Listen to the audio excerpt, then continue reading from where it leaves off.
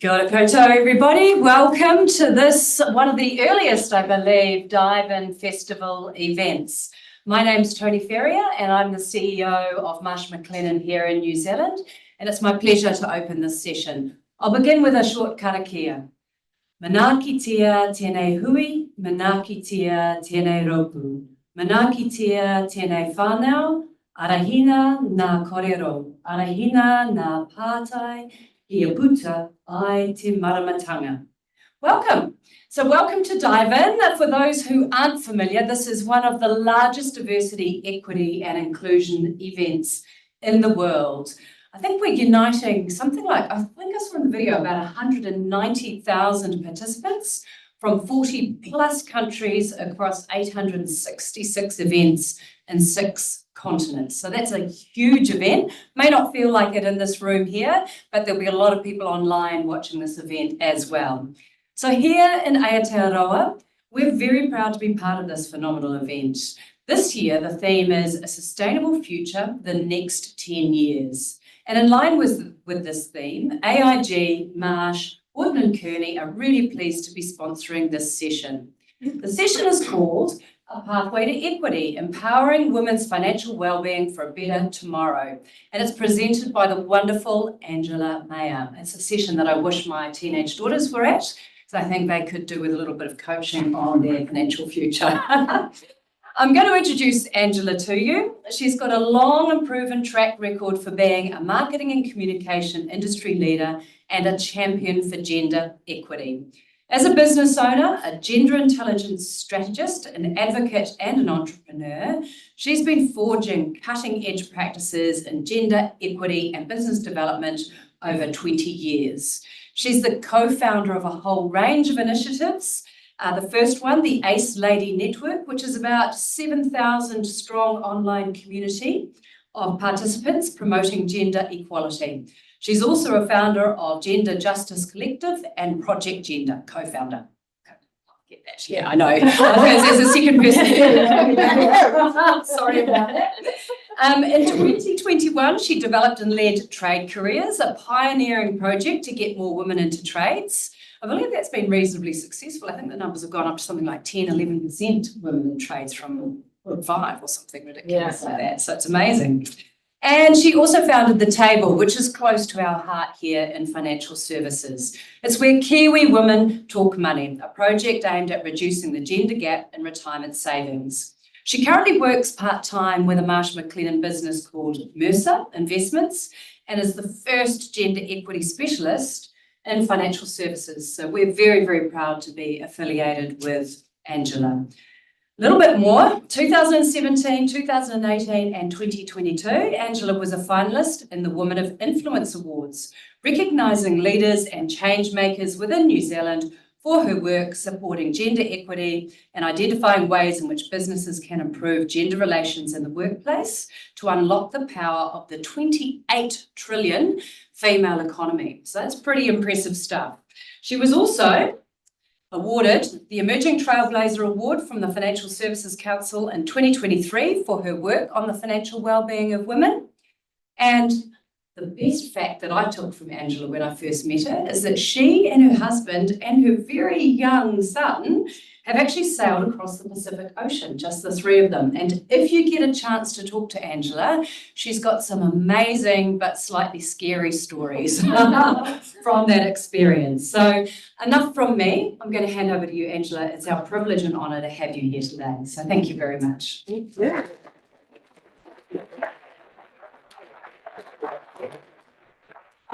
Thank you so much, Tony. Gosh, there's a lot.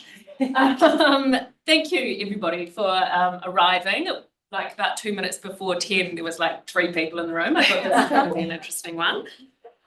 So yes, my name is Angela Meyer, and as mentioned in the bio, I've done a lot of work in a gender equity space and a lot in construction and finance. So areas that are often very male dominated. I'd like to just quickly acknowledge my co-founder, Tanya Demet here. She is one of our co-founders at Project Gender. And Erin Jackson, she's based in Queenstown. Oh gosh, what a shame. And she couldn't be here today, but she's also one of our co-founders. I wanted to talk a little bit about what we do at Project Gender, because I think that gives us a bit of a sense of how I approach gender equity. So we are committed to radical positive change for women. That is our mission. And we do this by centering women's voices, concerns, and aspirations. And we do that through insights research, which Chania is the director of. And then we co-design the process, and then we develop products and services designed to meet women's real needs. And one of our most recent innovations is Etiquettes, which is our rapid STI testing kits for which I know you might be thinking we're here to talk about financial equity, but I just wanted to say that, you know, the processes that we incorporate in our work can be put into lots of different industries. Another key part of our work is advocacy. So we most recently led the successful push to include a national women's health strategy into the Paiora legislation, and Mako Mama Mangopare, Single Parents Project, which we partnered with iwi Ngāti Kahungunu, and we were commissioned to do this work by the Peter Mackenzie Project. And I'm going to talk a little bit more about that because there's some really interesting insights for the financial sector in that work. And since 2016 I have been leading projects to support women and their financial well-being. And this is one of the first ones that we did at the Ace Lady Network called Money, Money, Money, and put the flow back into your cash flow. And this was a hugely successful series that we ran there. But today I really want to talk about something that affects all of us, which is the financial well-being of women and why it is critical to building a better future for everybody. Now, the pathway to equity, I love tramping. I love a pathway metaphor. I once actually walked from Wellington to Palmerston North, my hometown. Now, I know a lot of people would be going, why would you even go to Palmerston North, let alone walk there? And it is part of the Te Araroa Trail, which is the trail that starts at the top of New Zealand and 3,000 kilometres later ends in Bluff. And this was after a really tough year of running my business, and I really wanted some time to reflect and reset. And that walk actually taught me lessons in persistence, that is for sure, challenge and growth. And these are lessons that I think we need to apply to the journey toward financial equity for women. So yeah, what is the pathway like at the moment? Well, I'm going to talk a little bit about the fact that currently the pathway is not leading to empowerment, but it's actually leading to poverty for a lot of women in New Zealand. So when we look at that, we hear a lot as women about the thigh gap. But today, I actually really want to focus on some gaps that matter. We're going to talk about the gender pay gap, the retirement gap, the wealth gap, and caused by the motherhood penalty. Now, in Australia, women retire with significantly less superannuation than men. The average balance in retirement for women is 47% less, and this is figures from 2023. And here in New Zealand, the gender retirement gap is widening. We are currently at 25%, and this is up 5% over the last 2 years. And then the gender contributions gap in KiwiSaver is 36%. Now, this gap is starting at 18 years old, and we need to do more research to determine why. I've got my theories, and at Project Gender, we're going to be doing some more research on that, but we're going to dig into that a little bit more. Now, these gaps are especially worrying since women, well, we tend to live longer than men, and therefore we actually need more money in our retirement years. And they are alarming, these stats are alarming, but actually they're really unsurprising when you consider the other gaps that women face throughout our financial lives. As we can see on the slide, in New Zealand, the gender pay gap is at 9.2%, and for Pacifica women, that is 28%. And then we look at the motherhood penalty, and this is the long-term financial disadvantage women face to caregiving due to the caregiving responsibilities and our high childcare costs, and these continue to hold women back. The childcare costs in New Zealand are some of the highest in the world, which is, in my opinion, frankly unacceptable. The research that I did when I was running my agency, Double Denim, looked at the economic and emotional lives of New Zealand women and found that, New Zealand and Australian women, I'm sorry, and we found that 78% of women believe the financial service industry does not understand or prioritise their needs. So women are feeling disconnected from financial systems that often were designed around male experiences.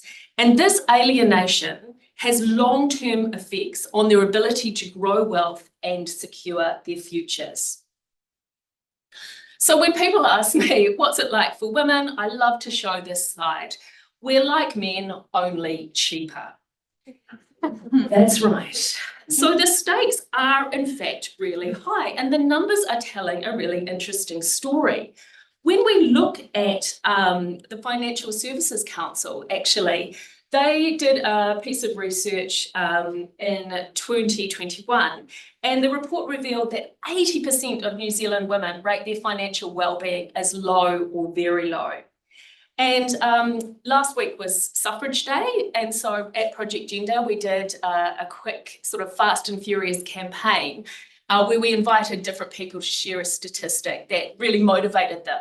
And this was the statistic that Jane Wrightson, the Retirement Commissioner, shared. So we know that financial insecurity is becoming particularly acute for older women. And let me be clear, this is not just a collection of numbers. These are real women who are struggling to secure their futures. So I think we can safely say the pathway at the moment is pretty rocky. It's not a particularly nice pathway. It's kind of like walking to Palmerston North, if I'm honest. Yeah. And so why does this happen? Like some of you may remember, like anytime you open TikTok or Instagram over the European summer, we might have seen this meme about looking for a man in finance, 6'5", blue eyes, trust fund, etc. Now look, this, I laughed along, ha ha ha, but actually behind every good joke lies a truth. When the financial system remains overwhelmingly controlled by a specific group, and that group is men, leaving women and other underrepresented groups on the fringes. Now, the most recent data from the Financial Services Council, this was in 2018, and the report is Towards Prosperity, showed really great representation of women in the industry overall, about 56%. But unfortunately, only 8% of key personnel are women in the financial funds management. And when we look at the sector overall, there is only 20 to 25% of women are employed in senior roles in the financial services industry. Now, these stats actually matter and underscore the industry's need to address the systemic issues that have long held women back from senior positions. And a recent report that Tanya and Infants did recently called Shifting the Dial on Diversity actually spoke to female stakeholders about the barriers that continue to prevent women from advancing to senior roles in finance. And some of those barriers we can see here on the slides. Recruitment, inclusion, networking, negative penalties there. And I really encourage you to check out that report, because not only is it a report giving a snapshot of the current situation, it actually has really, really great suggestions about what we can do about that. And these exclusions have the real world consequences, because if we think about it, when we have the allocation and management of capital and resources, the way money is spent and invested and by whom, this has a really profound effect and implications for everyone. And if we have a lack of diversity in those decision-making roles, that impacts all of us. Now, I'm guessing I don't need to tell the people in the room that. I'm guessing you understand that. We also heard in this report, which I thought was a fantastic report, that one of the things that we see is the industry's kind of image. It has quite a very kind of strong male image finance, as the meme explains. The other thing that was really interesting when I was thinking about this topic is that some of you may have also seen the meme about girl math on social media, which is a really derogatory trend aimed at mocking women and reinforcing the idea that girls are bad with money. Now, this is one of the things that, I'll be honest, really gets my goat. And as mentioned in my bio, I've been in marketing for many years, and there was some really interesting research done by Starling Bank in the UK where they analysed over 600 photographs used for articles about money and finance. And they found that men and women were depicted very differently. So men were shown as being in control in suits, making financial decisions, whereas women were often shown clutching a piggy bank and counting their pennies. And this, I think, is something that we also really need to think about, because we are thinking about the fact that there are these systemic issues, but we also have these cultural issues that are actually something that we as organisations can actually do something about pretty easily. That research is actually super interesting as well, because they also not only looked at photographs, they looked at a whole range of different articles and showed, using kind of discourse analysis, they found that the media really split the way they spoke about money with women. So 65% of the articles defined women as excessive spenders, and 70% of the articles aimed at men defined making money as a masculine ideal. So yeah, we're up against a lot.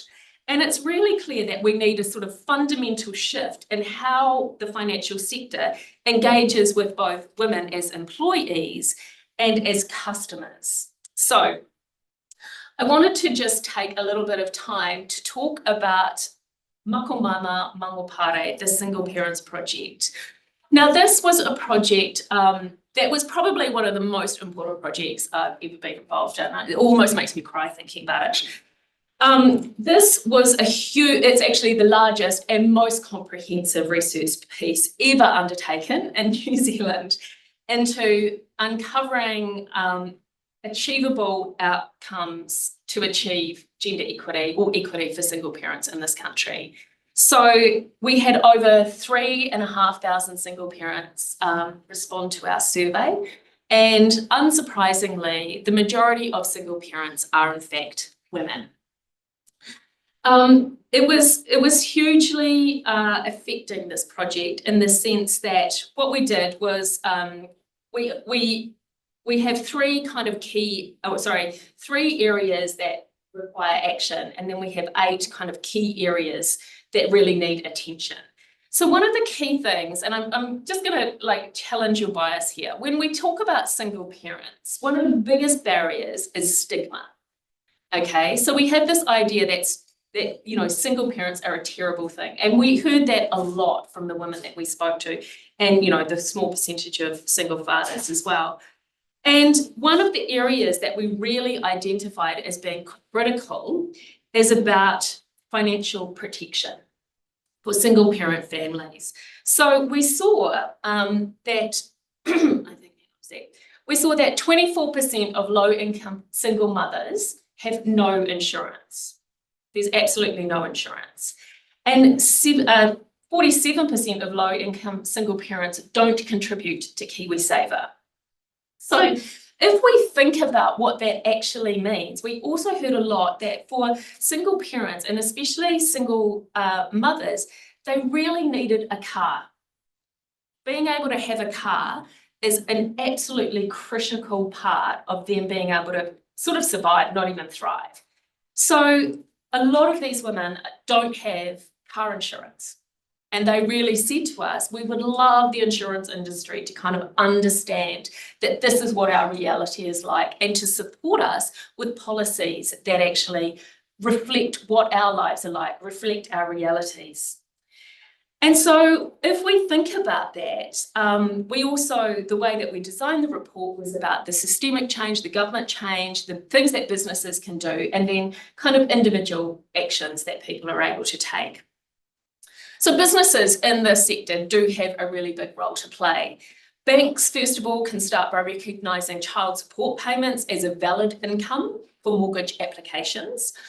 Insurance companies really encourage you to invest affordable third-party car and contents insurance for single parents, while also improving access to affordable coverage across the board. You know, this is not me saying this, this is, 3,500 potential customers saying this. The other thing that was really important is providing financial wellness tools to single parents is a really essential step. Financial education should focus on the systemic issues, not just budgeting. In fact, I would say that the single parents that we spoke to are the most incredible budgeters and the most entrepreneurial women I have ever met in my life. And because too often that assumption is that single parents lack financial literacy, when in fact they are juggling much more than most of us could ever imagine. So I really also encourage the financial services industry to broaden its definition of family to better reflect modern whānau, including single parent families. And yes, we need definitions, but we also need actions. And as I said before, these aren't just statistics. These are real women struggling to get by. And these are women who are raising children on their own, often working multiple jobs, and still not having access to the financial security that others take for granted. So I'm sure you're thinking, gosh, this is the most uplifting speech I have ever been to. Wonderful, yes. But actually, when we also think about this pathway, women have got their backpacks on. They are ready to go tramping. We are actually totally acing it. These barriers, as I mentioned, they are real, but as Simran Kaur, the founder of Girls That Invest, Young New Zealander of the Year, and also we have collaborated with her at Mercer a number of times as well, she says that girl math tells a really different story. So what we know is that women are historically much better investors than men, outperforming them by a significant margin. On average, women save more despite earning less and despite pretty much all the marketing telling us we're frivolous spenders. Female fund managers lose less money for their clients than their male counterparts. Single women now own more homes than single men. And as mentioned before, 80% of the $28 trillion global economy is controlled by women. Now, this is an incredible statistic, and it shows our undeniable economic power. And women's incomes worldwide are, in fact, increasing.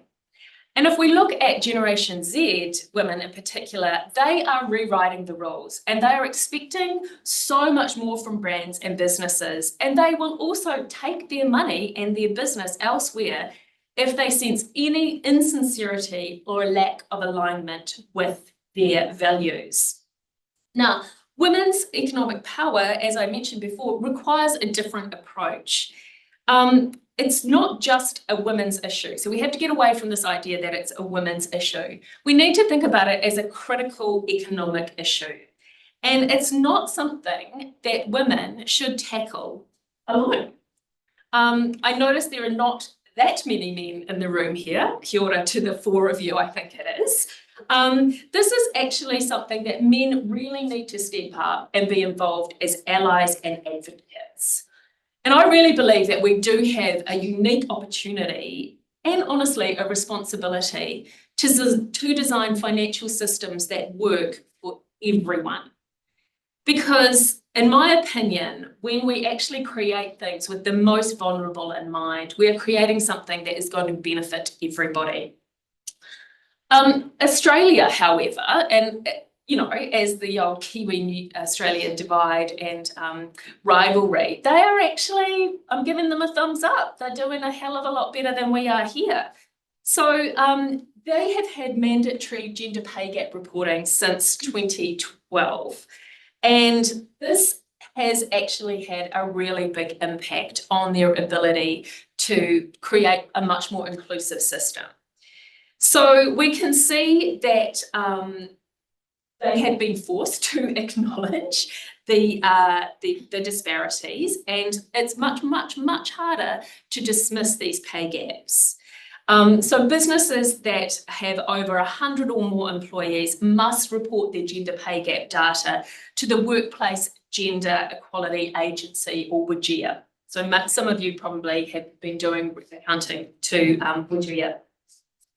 And as that data is publicly available, companies are much more motivated to close their gender pay gaps, not only to maintain a public positive image, but also to stay competitive when attracting top talent.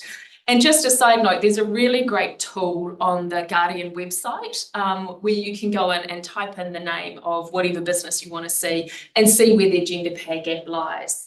And unfortunately, I've got to say, the financial services industry, we're not doing particularly well in that space. So lots of opportunity to really do some great work there. We also have seen that since they've started doing this pay gap reporting, we've noticed that the gap is actually decreasing. And we're also noticing now that in Australia, companies also need to have a gender equity action plan to say what they're going to do about it. Because yes, it's great to be able to report this stuff, but you know, what's the point if we're not actually doing something about it? We have actually seen that a number of different organisations are putting in lots more policy adjustments. So thinking about paid parental leave, thinking about work, flexible work, better career development opportunities for women. And we're also seeing in some organisations, they have tied executive bonuses to gender diversity targets, ensuring leadership is directly responsible for progress. Now, I think this is really important stuff. I think that this, if we're really serious about it, as I always say, follow the money. So actually follow the money back to bonuses. We're also noticing that they are seeing a much better positive employer brand, as I mentioned before. They're influencing other countries. The UK has got on board and a number of different other countries. And if you want more information about that, just grab me after. And as we often say at Project Gender, what gets managed, what gets measured gets managed. Thank you. I was going to mark that up. So actually, if we have the data and we have those insights, then we're actually able to do something about this stuff. And, you know, I would say that financial inclusion isn't a goal, it is actually the pathway forward. So what does this path forward need to look like? This is a little bit, you can sort of see the path in here, and this was on my way to Palmy when, actually, weirdly enough, on that hikoi, there were other middle-aged women on this hikoi. I thought that was very interesting. And there were 4 young men who, one of them, you know, you sit down and you have your little cup of tea, and I was like, oh, this is great. And this guy, I was like, he looks like he's settling in for a bit of a chat. And honestly, I was not in the chat mode. Anyhow, I heard his whole life story. And then at the end, he goes, can I also have a hug? And I thought, God, even on the top of bloody Tararuas, I'm having to do the emotional labour for these guys. But I did give him a hug and we became great good friends, and he's gone back to the UK, he's got a lovely new family, etc., etc. But anyway, what I'm saying is that the pathway forward is often not what you expect. At Project Gender, we look across 3 different levels. So we look at the systemic and the political change. So as we mentioned before, you know, we do a lot of political work. We're talking to so many people, I won't go into that, but we're looking at, you know, what are the policy settings? What are the legislative settings that need to change? It's really encouraging to see that the recent extension to superannuation to cover paid parental leave is a positive step, you know, and frankly, at this point, we're taking any little win we can get. Really interested to think about what universal childcare could look like, and frankly, we really need to get onto that mandatory pay gap reporting here in New Zealand. We also think about it from a business and community leadership perspective. I really encourage businesses not to think of women as an afterthought. We are over 52% of the population. As I often say, we are not a niche, we are in fact the market. So actually think about designing policies and products that reflect the realities of our lives. And I would also encourage people to, really hold themselves accountable to this. And then, of course, there is the individual empowerment. What can we do as women to support our own financial literacy and confidence?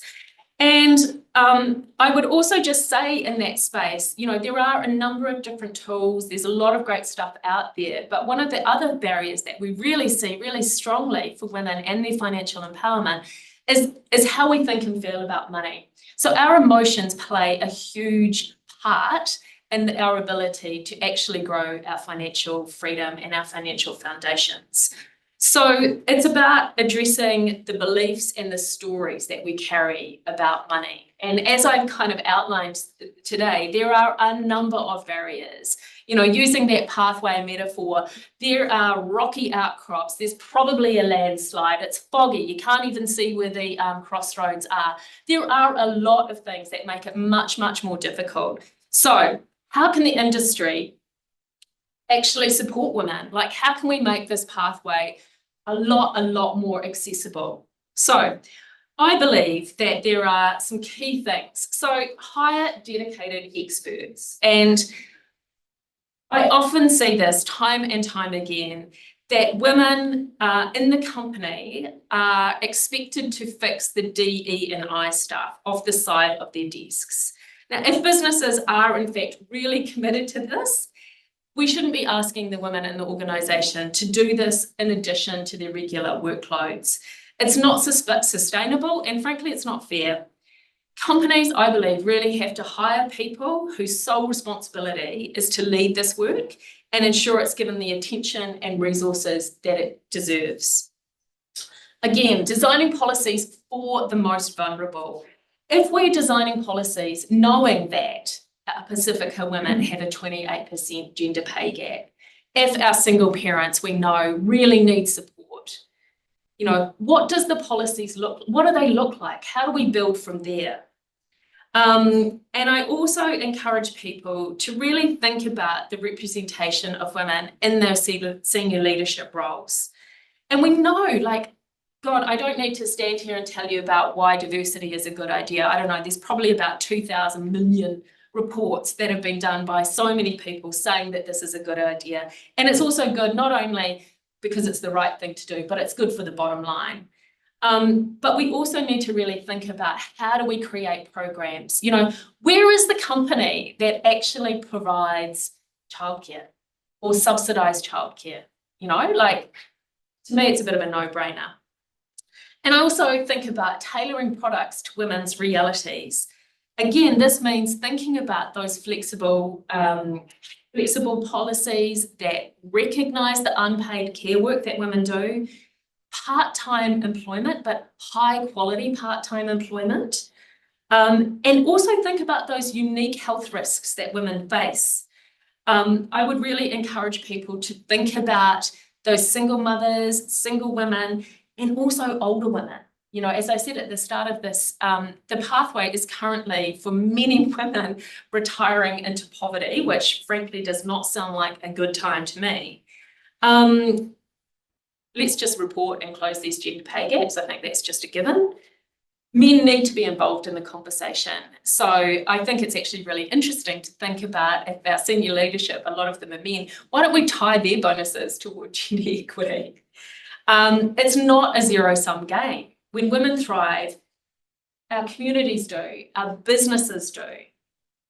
And the other thing that I really want to emphasise is that you've got to lock in for the long haul. We haven't got to this pathway. This pathway has been a long time in the making. And frankly, it's crumbling, which I'm, pretty happy about.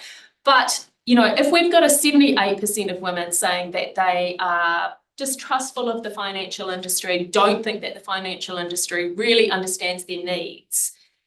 This is not a quick fix. This is not a 3-month campaign. And that's not going to change those deep-rooted barriers that women face. If you are serious about change, you need to commit for the long haul. Real transformation happens with consistency and dedication. It's just like walking to Palmerston North, you know?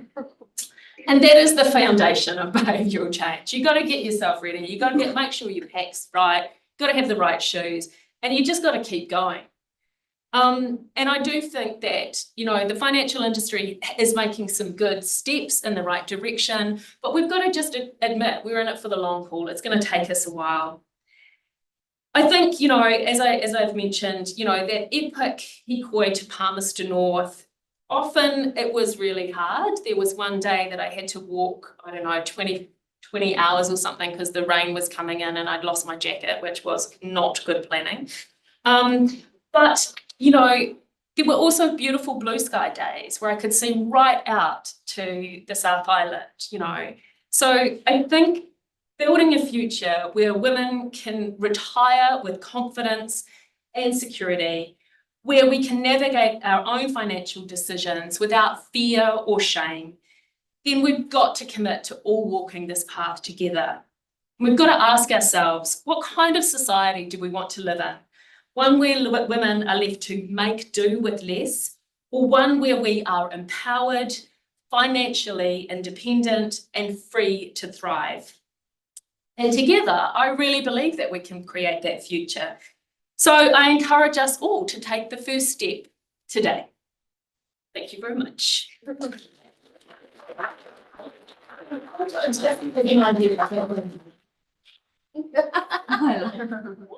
So, you know, if no one wants to jump on the pathway, we can just see how that goes, eh? So I think we have some time for questions, if anyone has any questions. Yes. Hi, thanks for that. I remember working in the London market in 2017 when they brought in the mandatory gender pay gap reporting, and there was a few panicked remediations of some salaries going on. I'm just wondering why you think New Zealand hasn't already done this, considering Australia's done it over 10 years ago and the UK did it in 2017. And what are the obstacles to New Zealand doing this? I mean, we have mandatory climate change reporting. Why do you think it isn't a priority? Where do I begin on that one? You know, there was a big campaign called Mind the Gap that the Clare Foundation supported, and that was, you know, probably 2 years ago. It was kind of at its height, but there was not the political will, essentially, to do mandatory pay gap reporting, which does seem quite incredible to me. With our changing government, prior to that, there was we got much closer than we ever have got, but this government have said it's off the table. It's not something they're interested in supporting. So the Mind the Gap pay gap registry is a volunteer registry. I think they've got about 120, maybe 120 different organisations who have voluntarily put their pay gaps up there. The other thing that is difficult for New Zealand is that there's different ways in which you can measure the pay gaps here. Whereas Australia with WGEA, it's like, this is how you measure it. Let's not fudge these numbers. Let's not put in some of the senior leadership because that's going to skew the numbers. It's like, no, they need to go in there because that's actually the situation. Yeah, I think it's political will, actually, which is pretty disappointing. Yeah. I have a question. How, with all these campaigns and stuff, how do you find marketing to males? A bit of context, only a few weeks ago, I was having a conversation with my two lovely flatmates that are males, and we were kind of like talking about money in regards to like girl maths, what women had to pay for, like in regards to like beauty and hair and all that stuff. And my two lovely flatmates were kind of like taken back about how much like my hair cost or how much my face wash like cost. And then we got more into the conversation. They were quite taken back, and it kind of made me think, why is it always women trying to tell these males like about these things? And so going back to the question, how do you find it like to market to, you know, males? It's a really good question. I mean, the agency that I used to run, we really focused on thinking about how do we create products and services and marketing for women. And we would often get a lot of pushback. Often it was like, but what about the men's? And I would just say, in my experience, I found it that when we create products and services that really speak to women, men will learn about this as well. You know, I don't necessarily think we have to. I mean, I'd love to do a campaign that is directly targeted to men in the industry and just say, like, did you know that this is the current situation? I mean, we're looking at doing a campaign around paid parental leave, which is directly targeted at men because, for example, currently in this country, it's not paid parental leave, it's actually paid maternity leave.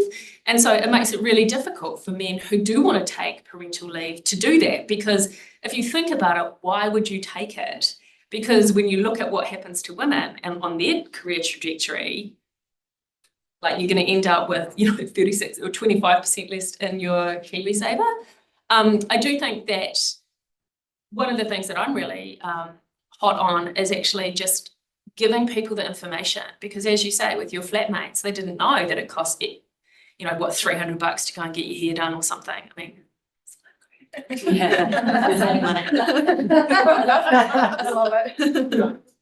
so yeah, I think there's a lot. Any other questions? Yeah, But one from online. people are actually online. Yeah. So I've seen a number of large organisations requiring their employees to return to the office full time. Would this be a step in the wrong direction? Yes, 100% yes. I mean, we know that flexible working is so important, not just for women, but for parents, well, actually for everybody. So I would say, I mean, I did see the government, I think even this morning, sort of saying, I don't know, yes, it is a step in the wrong direction. Any other questions? You're hungry for the good snacks over there. It's pretty good. I've got one Yeah. for you, Ange. So Yeah. I know you said one of the strategies is getting more women into senior leadership roles. What are the tactics to achieve that outcome? Wow. Tanya. So actually, I really encourage you to have a look at the report. There's a number of different tactics. I think, obviously there's pipeline. So we know that the industry doesn't have a particularly great track record at attracting women in the first place. I did see a graph the other day of an organisation, and I won't name them, where it was basically a scissor graph. So women are coming into the pipeline, and then at about the age that we start having children, it just goes like this. And, this is up for the men and this is down for the women. So I think thinking about those caregiving responsibilities, thinking about paid parental leave, thinking about, how are we actually recruiting? Thinking about how are we actually talking about what does senior leadership look like? I mean, it's fantastic that you are a senior woman in the industry, and there aren't a lot of you around. So I think there's quite a lot of low-hanging fruit, to use that terrible phrase, but I do think there is a lot of things that can be done and tweaked quite quickly to really make sure that we keep those women in the pipeline. And just in terms of KiwiSaver, this is very high level sort of a question. I met the retirement commissioner and she expressed a view, and it was in a private setting, so not probably to be reported on this, that everybody starts talking about sort of the cost of retirement challenge in New Zealand, because actually most of our tax is going on paying super in this country. Yeah. So she said, the government just wants to respond by increasing the retirement age, but in fact that's not going to address equity issues for women. And also apparently there are equity issues for people who are labourers, because they cannot keep labouring later in life. So what policy settings can we adjust to, one, address that kind of KiwiSaver gap for gender, but also to get people saving more for retirement? Yeah, I mean, Jane is very vocal on this, and I don't think she would absolutely mind you saying that at all? There has been a review that the Retirement Commissioner and others in the industry put together, sort of saying, how do we address this? The fact that we only are putting in 3% is just not enough. Like, it is just not enough. And so reviewing those settings, we do have a financial literacy problem in this country. It's just the situation. We see that actually, interestingly, men rate their financial literacy much higher than it actually is, and women rate their financial literacy much lower than it actually is.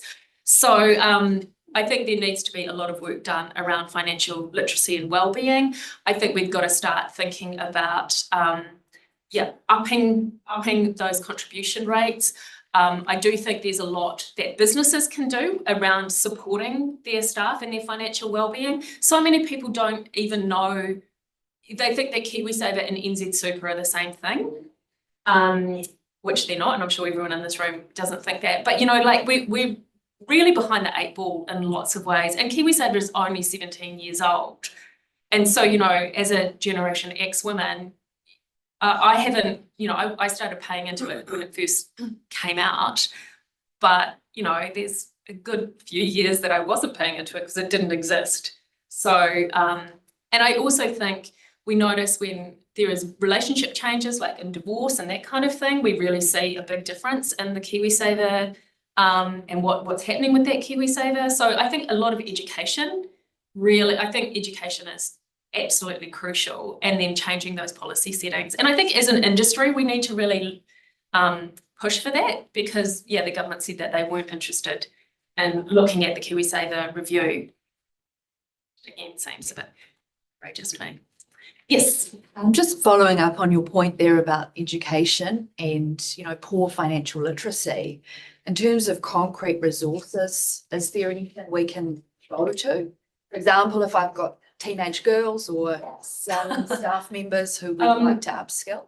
Yes, I'm so pleased you asked. So at Mercer, when I'm at Mercer, we have something called The Table, which is a platform dedicated to financial wellbeing for women. We also have an amazing podcast called The Power Walk. There are some really interesting young women who are really stepping into this space. As I mentioned, Simone Kerr from Girls That Invest, Finfluencers they're called. The Curve in Australia, we're on Thursday, we'll be talking with the Ladies Finance Club. And also at Mercer, we have actually developed a financial wellbeing online course for businesses to support their employees. So there are bits and pieces, and I'd also encourage people to check out the Sorted website. It is actually amazing. It's really, really good. And that's completely, it's run by the Retirement Commissioner, and the Commission, they're not trying to flog product or anything like that. It's totally, let's get New Zealand a bit more literate. Yeah. Well, one more question, and then I think we're probably going to wrap up. I've got 2 from online. Which one do I pick? So would love to see more support and conversation around menopause, as it's another phase of women's life that can be disruptive, especially in the workplace. Support is often low in the workplace and at times considered a taboo subject. Agree. Agree. Actually, this is a really interesting one, because we're really seeing, I'd say probably in the last 5 years, there's a lot more conversation around it. There's some really good providers of service like Nikki Bezant and Sarah from Menopause Over Martinis, and I do think even just providing that education, understanding what's happening, that kind of thing. I do think that's also another area that we see that women are leaving that pipeline for senior leadership. So yeah, any support, all education, super important. Was there another question, or was that the question? But my screen's just disappeared. Oh, yes. Gosh, there's another 2.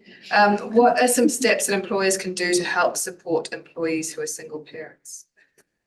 Well, we really encourage you to read the report, which is Mako Mama Mangopare. Is that the .nz. Or you can go to Project Gender website and it will take you through to that. It is a really comprehensive report, and it also has really detailed recommendations about what businesses and organisations and government and individuals can do to support single parents. Yeah. Yeah, I mean, can I just speak? Sometimes it's as simple as not. I can't help. Don't schedule meetings at 8 or 8:30 in the morning. And which will support all parents. So it's virtually impossible for single parents to across. Yeah. It's about asking people what they actually need and want in the workplace to actually support them, because you won't know till you ask. Yeah, yeah. I mean, and yeah, there's lots and lots of stuff there. That's it. I can keep going. Yeah.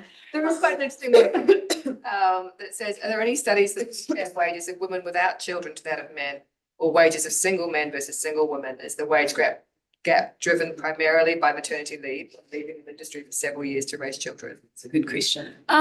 There are studies that have been done overseas. I haven't seen a study here. No, I think there's. The Financial Services Council have done a little bit in this space, but not a huge amount. It's not just, the kind of motherhood penalty that's at play.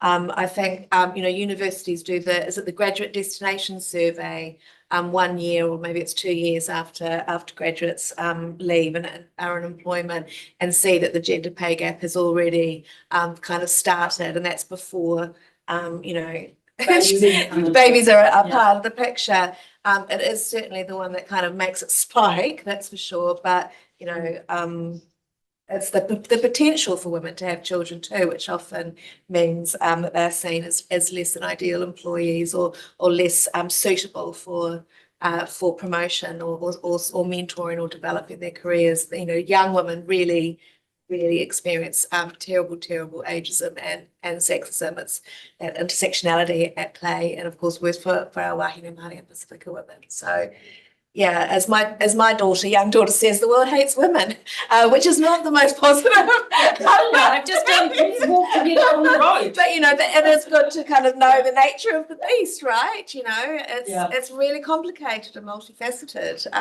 And yeah, it's lots to do.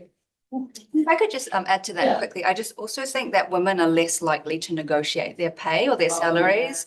So they We're grateful. yeah, Very grateful. Oh my God, we've got a job. So they don't always exercise the bargaining power as much, or ask for what they think they Which comes back to that cultural conditioning of it's masculine for men to talk about money, and it's kind of a little bit rude for ladies to talk about money. But that's something employers can do too, right? It's just actually support people. So I'm going on. That's something that, in terms of that, when it comes time to negotiating a pay rise or a performance, review, actually have those kind of systems in place that are actually, generic across the board. And in fact, we did with the table last week, the week before, we did a whole seminar on how to negotiate a pay rise, how to ask a pay rise, which was fascinating. It was really. Yeah, really. It shouldn't just, to your point, Tan, and others, It's on the woman. It shouldn't just be on us to do it. If we know these barriers exist, let's create some support that actually enables us to not have to. And your job descriptions actually say what the role is actually, what the remuneration is. Okay. One question, and then that'll be it. Love this. We can chat over the snacks. Yeah. Not exactly a question, just want to know your thoughts on. Do you think that women needs to support women? Oh my God, yes. It's just when women come back from their maternity and suppose they just want to move into another role, a higher role, and there's she's given her interview, or a male has given an interview, but she's not been considered as just because she was on a maternity leave for a year. Now, and she's been told, oh, you've been on a leave for a year, you must have forgotten pretty much. Yeah, it's amazing how that happens. Do you think on that why they are not I think they are capable and they know what they're doing and then can definitely move into those roles. Why is this discrimination when even the leader is One word, patriarchy.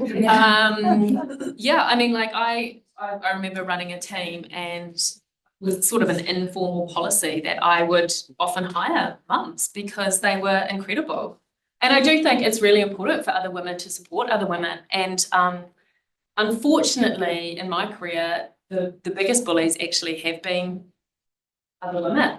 And I think that is partly because we are often pitted against each other, and partly because it is, you know, we're not often as supported as perhaps we kind of need to be. But yeah, I do think that that's a huge area. And there's actually there's two other things. One is the paid parental leave register, which I encourage everyone to have a look at, and the part-time Power list. part-time power list as well. So there are two registries that have just recently started that actually you can check out, and there's lots of support around how to start negotiating that. But yeah, so as individuals, there's stuff that we can do, but also there is a lot of business and systemic stuff that needs to change. Yeah. Well, thank you very much, everyone, for your time. Thank you, everybody, for joining in. We'll just wrap the session up, and feel free to ask these wonderful women questions at the end. There's food over here and drinks too. So please join us and eat, ask questions, be merry, all those good things. I'll just close with a quick kind of care for everybody. Starting now. Kia whakaria te tapu, kia waitea ai te ara. Kia taruki whakataha ai, kia taruki whakataha ai, haumie huie takie. Thank you, everybody. Stay tuned.